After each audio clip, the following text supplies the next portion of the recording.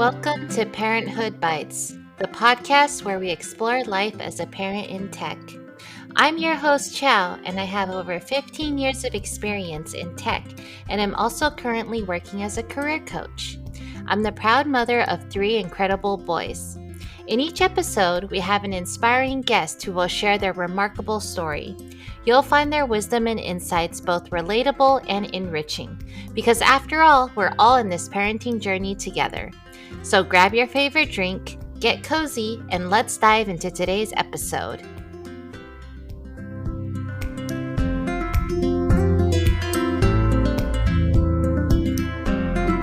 Hi everyone, welcome to episode 87 of Parenthood Bites.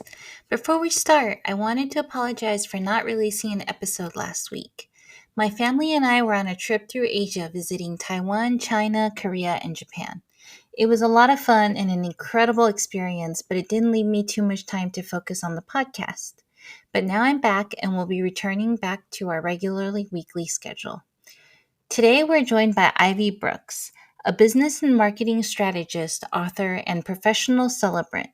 Ivy works closely with mission-driven individuals to create meaningful impact in both their industries and their personal lives.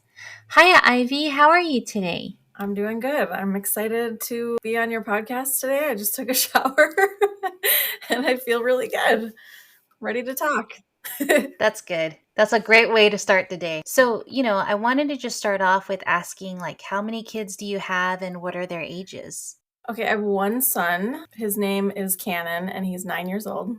That's awesome. My youngest is also 9 years old. Is your son in 4th grade? He's in third. Born in March 2016. Okay, cool. It's a fun age, right? Oh yeah. Every step was awesome, but now he's really in his personality and I never could have imagined what it was going to be. Maybe there was hints along the way, but he's just more than I ever thought. But he's awesome. Yeah, I hear you. They start to develop their opinions, their thoughts, and you're just like, oh my gosh, I have to rationalize more with you than I expected. Yeah, my son yesterday was saying, he said, I wish everyone had infinite money. And I was like, why? And he said, so that it's fair. And I said, what's making you think that, And he said, I think I see more homeless people than rich people. And I'm like, wow, what an observation. And then he started talking about the government and what he hopes they do next year. And I wanted to hurry home and type up what he said, but I had forgotten half of it by then.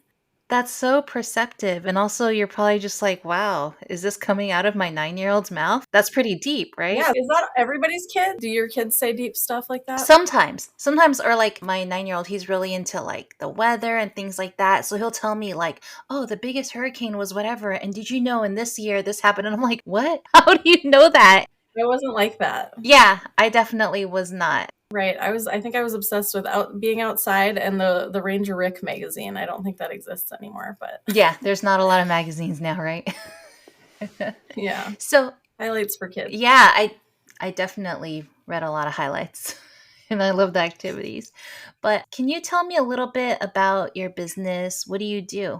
Sure. I'm a freelance marketing strategist. So all my clients are kind of revolving in my life. I piece my income together, but it's nice to have long-term clients. And I do everything from top to bottom of the funnel. I oversee a lot because I have a lot of management experience. But as far as marketing strategy goes, I specialize in the middle of the funnel where you're nurturing a lot of email. Email is my specialty. But then anything that touches email, I execute a lot of that stuff. But I'm able to strategize through the entire funnel and hire and manage and train people. So companies, if they need a marketing person, you can basically go in there and help set that whole thing up for them, right? Yes. That's really awesome. So how did you come up with this idea? Well, it was a little bit of a journey. I think we all kind of start with whatever we're naturally good at. And I was raised by an entrepreneur. I managed retail by the time I was 18. I was managing multiple stores. I did that for over 5 years. I had my own housekeeping company. So the entrepreneurialism, management, researching and figuring things out that I've never done before was already kind of a knack. But then I got pregnant when I was 25 after moving to Las Vegas and only being here for a year. And and getting pregnant was like my worst fear. Like physically, it's called tokophobia. It's like an irrational fear of pregnancy and like all that comes with it. So I was also alone. So that was like a big adventure, trying to figure out what the hell I was going to do to provide for my son. And I was gifted courses on Udemy, udemy.com. Have you ever taken courses on there? Yeah. I started learning copywriting skills on there. I don't even know how I ever heard that word or like, and there was no influencers and like things like that at that time. So those were the types of platforms you went through for education and like mentorship. And I learned copywriting and I got on these freelance sites and I started writing for blogs and things like that. But I got scammed the first time that I attempted to get paid for this work that I had spent this time learning. And the platform is in another country and it's not regulated, so they're getting away with that. I think they still are, but I wasn't paid for the work I did. So I ended up reaching out directly to the companies that I had like written stuff for and said, hey, I was not paid for this work that I did, and I would like you to hire me directly. So that's how I got my first clients. And then the journey from there is like a long one, but I kept learning and growing, and I was hired in 2019 by a celebrity e-com agency that just said they liked my personality. They thought I had what it takes to do something great, and they hired me to learn email marketing with Klaviyo, the software tool for e-commerce. And with my intuition, with how people are sold to, I kind of was successful like right off the bat, and then learned all these technical things that I've been learning now for over 6 years. So yeah, it's been amazing. It really sounds like your drive and your motivation, and then you were seeking these opportunities, and then it was one opportunity after the other, and you were able to pick up a lot of these skill sets. Right. It was like really the wild, wild west. You know, you just had to like keep your ear open and your eyes open for opportunities and like not be afraid to grab them. Yeah, and all of that while raising your son. Yeah. Yep. So I was a stay-at-home mom the first year, and that's kind of when I was able to really, get paid peanuts to write articles back then. Content was huge in blogging back then. It's completely different now. So I have branched out into like all the social media. Now UGC is really big. I do all of that stuff. So like behind me, you can see like where I'm going to do a tutorial for an app so I can like show people inside the app, but also like be on camera. Yeah, and you said you do like SEO and all these different marketing things. Like, how did you pick up all these other skills? Was it just more things that you had to do in the other jobs, or how did you get into that? Sometimes I'm hired for management, but a lot of times I just slide into that role, or like people aren't looking to be coached, but then I turn into a coach. And then sometimes I'm hired and I enter a team, and we're trying to get a sales page out by tomorrow, and like maybe I wrote the content, but they're like, we have these expert web developers, right? And then they show me the sales page and I'm like, this is not okay. And then I'll get into a software I've never touched before. This is coming from a true story right now. There's a platform called Go High Level, and I'm entering companies that are constantly using all different kinds of software, and I have to adapt. So I've become really like, I just know software language. It's easy to hate, but when you get good at it from hating it all these years, like now I'm really loving serving people that way, because I don't think there's a lot of people that can. But I was in Go High Level trying to fix that sales page, and the sales page has to speak to the email. Like there's all this automation that's hooked up on the back end, so you got to learn to code the automated parts, and what are these people going to get tagged, and then what workflow are they going to be in, because Go High Level is also a CRM, so someone might be calling them at some point. I set all of that up for that company. And so sometimes I come in and, it sucks, because I'll like come in and be like, you need to fire this person, this person, this person, because either I can do their job, or just like I know that we can hire someone better. And it's really easy, because even at my start, it's easy to come in to a field and not know what you don't know. And so you're confident in what you're selling, but you don't know what you don't know. So it's interesting. So it sounds like there's a lot of you having to go in there, figure something out, and then like figuring out what the flow is, what works for people, learning that technical aspect. But then it sounds like you also have that, like you were saying, you have to do video tutorials and stuff. So having that personal aspect as well, and not being afraid to get in front of the camera and talk about things and stuff. Right. I help people like respond to their reviews a lot. There's a little tiny system for everything. Like who's going to do that? How's it going to be done? When you get into being a bigger brand, you have like a brand voice. Like they speak like they are a certain personality or something, but like I respond to reviews a certain way. I help people craft their customer service messaging and even revisiting values. Like if your company doesn't have values to operate from, like that's like really step one, before the visuals, before the text, before all of that, so that everything at least feels not disjointed, because the public is really perceptive and they may not know how to tell you, and a lot of times there's no opportunity to tell companies why people aren't buying, so it's my job to kind of figure that out. And I love doing that. So it sounds like you support not just companies, but also like individual influencers, celebrities, things like that. Is that right? I've happened to work with celebrities because of their businesses. I cannot tell them how to be a better celebrity, but I can definitely help with the product development all the way to like getting rid of product when it's not selling. Like I don't know. That's why I say like I specialize in email. I don't try to oversell things that I don't feel like are my specialty. But like I said, I come into companies and I tell them I'm not a graphic designer. But then when I see what their graphic designer is capable of, I'm like, I think I can do better, or we can do better by hiring and training someone. But like at no point did I think I was going to help people like liquidate assets at some point. But I'm like, why are we continuing to email this promotion for this heavy thing that costs too much to ship, and like we're not even breaking even on the sales? You have the inventory, and I've seen this brand already like in TJ Maxx. Call TJ Maxx and ship it off to their store.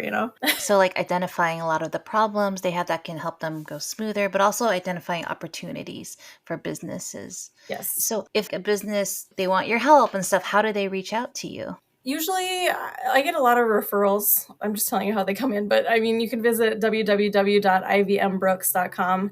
It's a newer site, so it's not completely as built out as I'd like it to be. The shell is good. The bones are good. I don't have a lot of time to work on my own stuff, but I had to make a site that covered me more in the way that I was working for the last 5 years. But I had copywriting sites and stuff before that, and like service based. But now my skill set's too broad and my insights are valuable, and I need to convey it that way. Gotcha. Yeah, no, I totally hear you, because a lot of times it's like, even though this is a thing we're good at, we just don't have as much time to prioritize our own thing.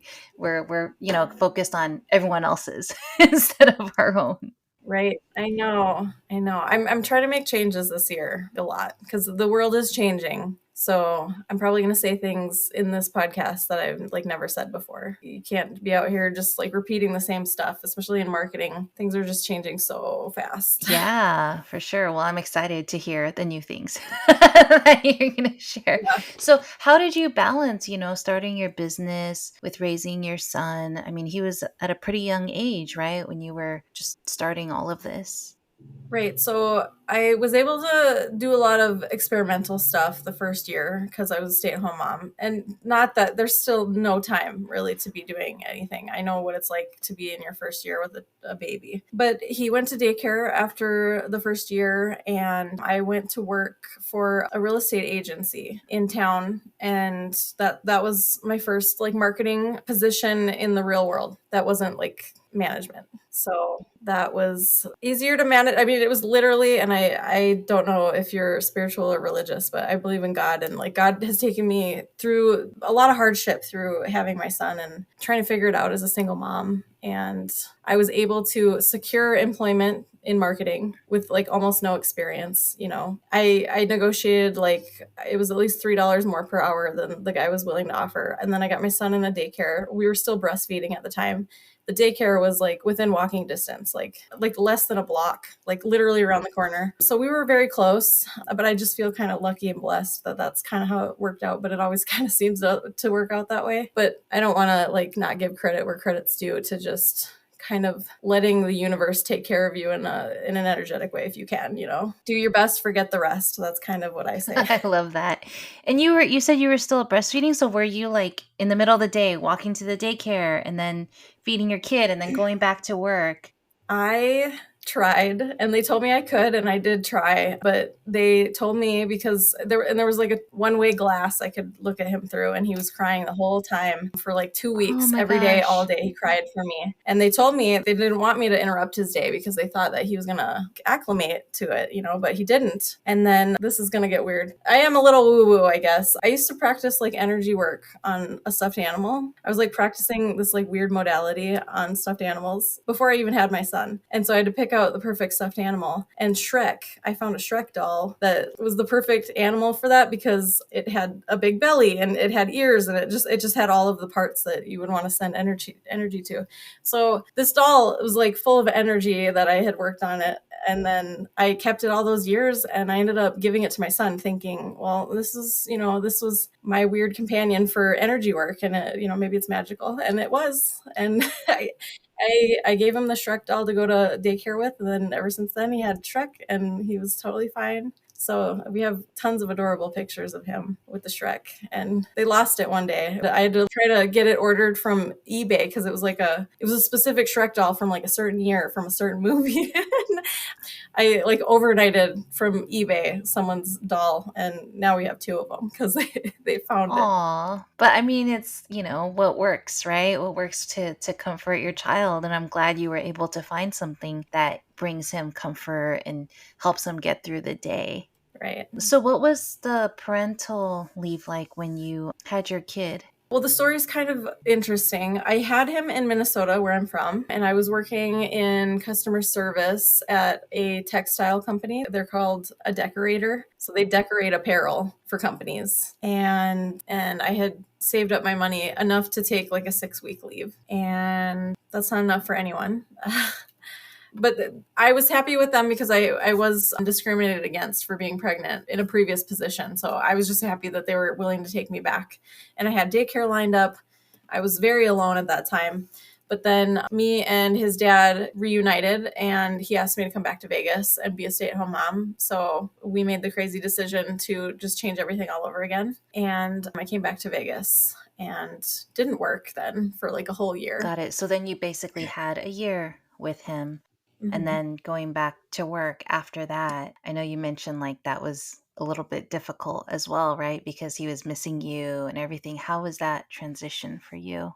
Yeah, then we broke up. So we broke up, and I had to put all these things together. And I think healing you have to put off when you're going through stuff like that, because you just have to get it all done, which is like a blessing and a curse. Yeah, you just power through, right? Because you're like, I got to do what I need to do for my kid.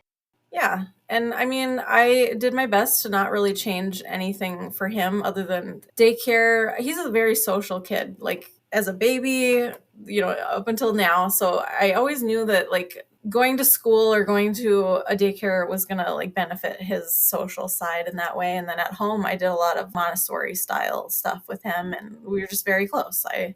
I'm probably one of the most active parents I know. Like we go play tennis, we're always swimming, and we're social. And so I just leaned into being a mother more than ever. And I wanted my career to be a success for us as well. And was doing vision boards and trying to manifest, a better situation and stuff. I think we were in a 1-bedroom apartment at the time, which was also like a huge blessing because it was in a good neighborhood. It was an insane price at the time. Yeah, it was a really good location.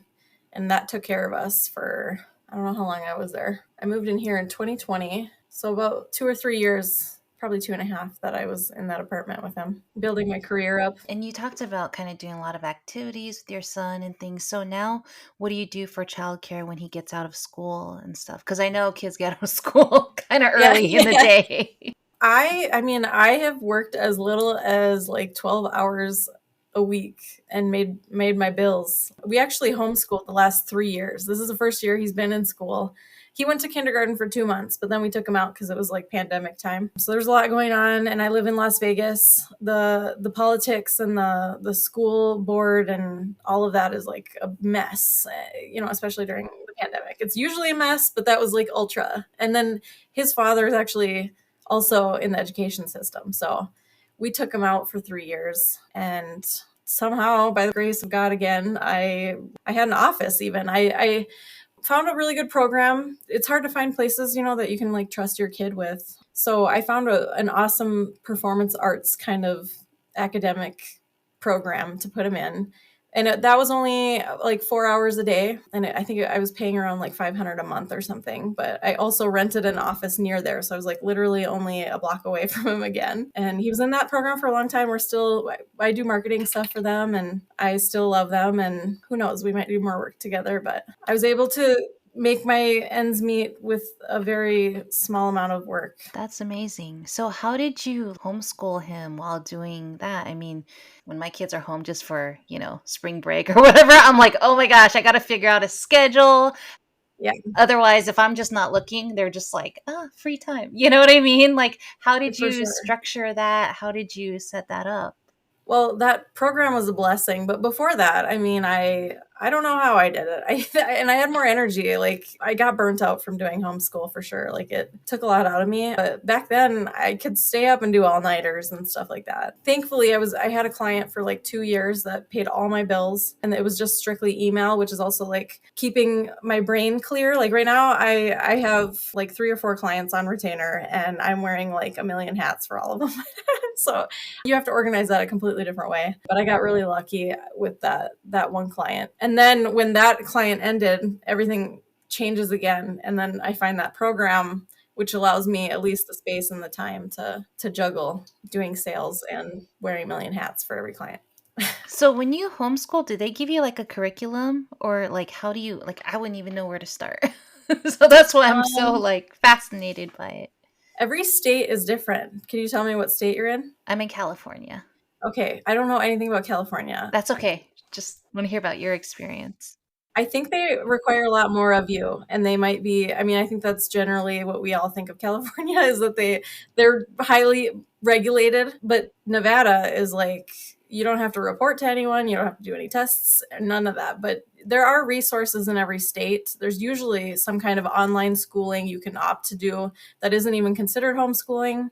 Then there's like a hybrid. Like here we have a hybrid where they can go to like a classroom like once a week, but then everything else is online. But that's all like them telling you how to do homeschool if you may or may not prefer that. Then there's programs you can just buy and you could piece it together. There's like a whole collection of styles of the way that people do homeschooling. I did it the free way. And there's a website called The Good and the Beautiful, and it's got free math and language arts curriculum. So we did a lot of that. And at the time too, OutSchool was really good for like kind of extracurriculars and just getting your kid like acquainted with like different concepts and sort of in a classroom setting. They had like a scholarship program and they gave us like $300 worth of OutSchool classes. So yeah, we just pieced it together. I'm like the style I think that I resonated most with is like it's called unit studies, I think. So it's like you get into something like let's say he's like interested in cars and then all of a sudden everything we're doing is like cars related. So we're doing math, but it's like relevant to cars and like designing cars or something. And then we're writing about cars. We're researching about cars and That's cool. And it's like a way to keep them engaged and interested, mhm, right? That's yeah. really neat. So the last question I wanted to ask was if you could give one piece of advice to other parents trying to grow their businesses while raising kids, what would it be? Advice for people raising kids while trying to grow a business. Or something you wish you knew before you started this journey? Well, I think it's just like essential to have support and whether or not you have a partner. Like for me, I didn't have a partner. I have a co-parent, but that's different still. But I'm also like kind of isolated. I have parents, but they're a half hour away. I'm lucky that they're in Vegas, but they aren't around a lot. So I have a very large like chosen family. I have lots of friends in the homeschool community. The people I do business with are my friends. Like people look out for me and I look out for people. I think that's really important. Obviously, my faith has played a part in I think taking care of us and following your intuition. That was huge for me. But time management, I mean, I could go on and on, but like I think the support is like where you should ultimately go first because I think you burn out.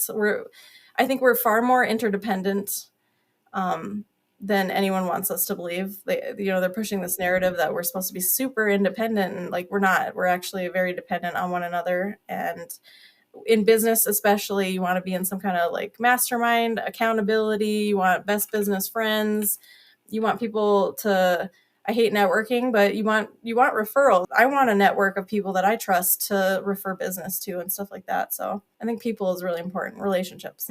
Yeah, that's great advice. How did you build that homeschool community? Because I feel like that would be hard to find. Yeah, most places have a homeschool community built hopefully for you, and if not, like it is very easy to start hosting things. Like I actually have a nonprofit that is for homeschool activities. I went through this whole process to get a nonprofit. I'm still going to do things with it as time goes on, and we may return to homeschooling. But I mean, I have set up homeschool recreation at the local like community, the community center. We have a million community centers, but they pay, but like such a minimal amount. There's all these businesses in town that like they have slow hours, and like all they need is for you to say like, hey, the homeschoolers would love to fill you up your place during your slow times. Can you like create a deal for us?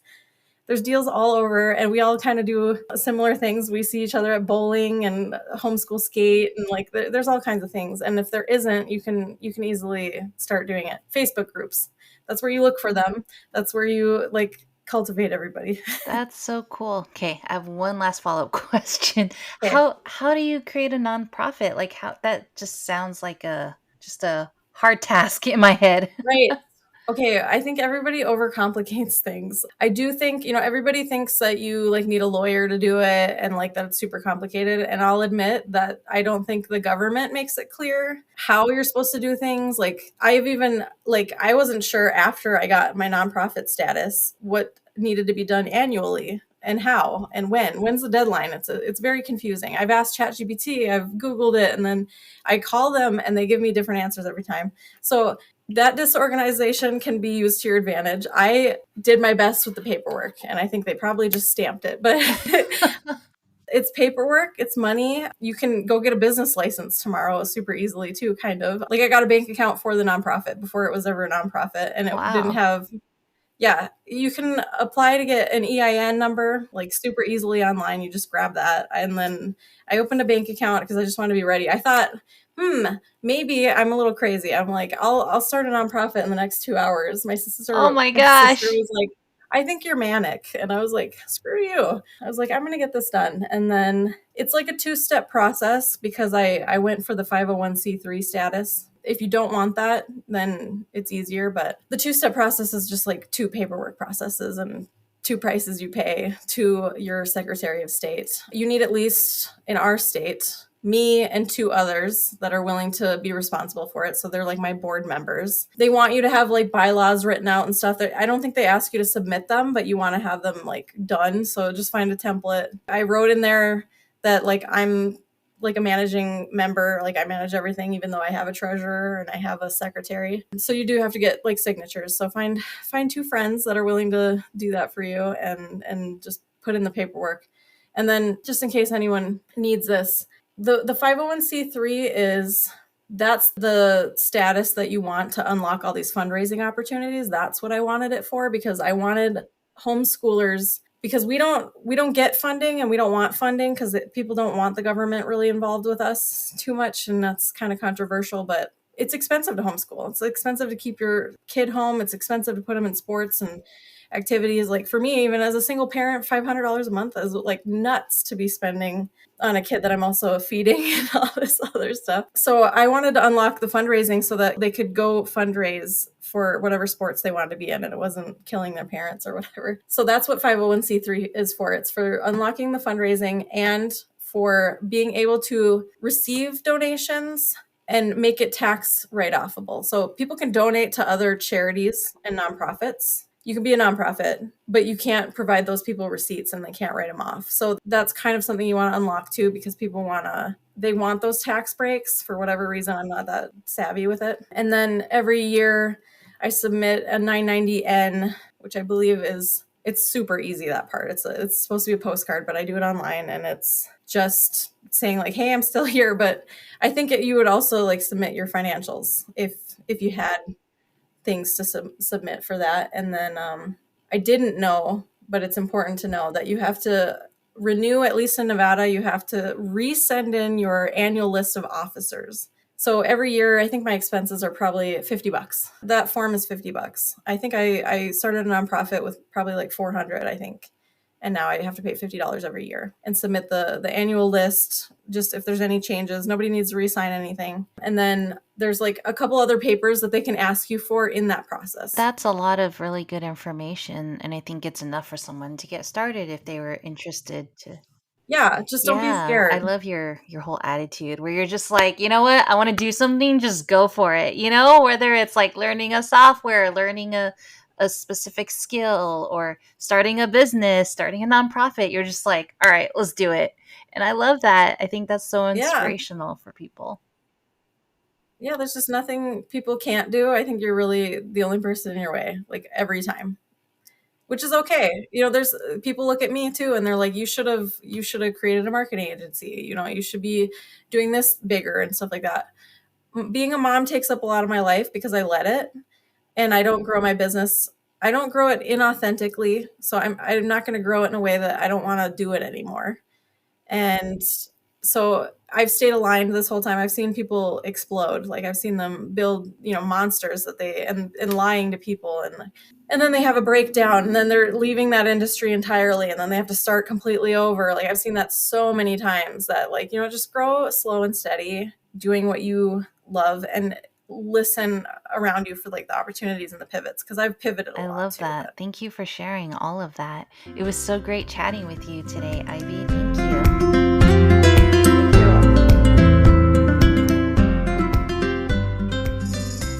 Thank you so much for joining us today on Parenthood Bites. We hope you found our episode informative and entertaining. If you're a parent in the tech world or know someone who is, we'd love to hear from you. Please reach out to us at chow@parenthoodbites.co, and we'll be thrilled to add your experiences to our interviews. That's chow, CHIAO, @parenthoodbites.co. And to our potential sponsors out there, if you're a business or know of one that would like to support and partner with our podcast, please don't hesitate to get in touch. You can also reach us at chow@parenthoodbites.co. Thank you once again for tuning in, and we wish you a fantastic rest of your week. Until next time, take care and stay curious.